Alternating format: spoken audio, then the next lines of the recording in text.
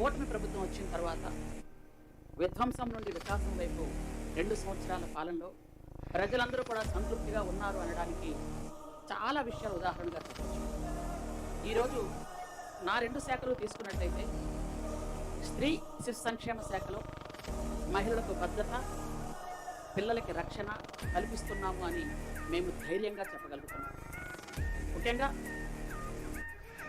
55,746 anganwadi centres, అక్కడ ఉన్నటువంటి దాదాపు 25 లక్షల మంది పిల్లల తల్లులు, పిల్లలు, బాలింతలు వీళ్ళందరూ కూడా ఉండి అందరికీ సంపూర్ణంగా ఏ ఇబ్బంది లేకుండా ప్రతి నెల వాళ్ళందరికీ కూడా మేము ఫుడ్ అందిస్తున్నందుకు నిజంగా చాలా సంతోషంగా ఫీల్.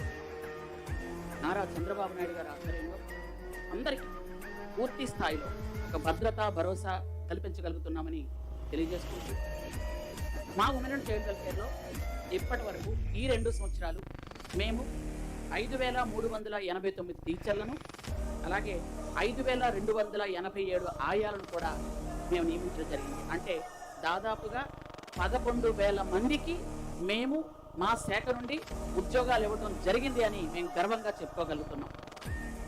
అంగన్వాడీ సెంటర్స్లో మౌలిక సదుపాయాలు దాదాపు 100 కోట్లతో 10,000 అంగన్వాడీ సెంటర్స్కి అన్ని రకాల వసతులతో.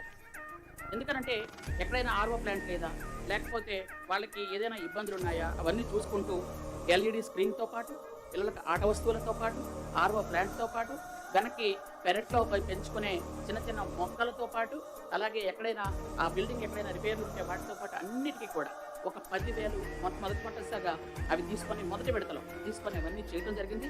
వాటికి 100 కోట్లు విడుదల చేశాం.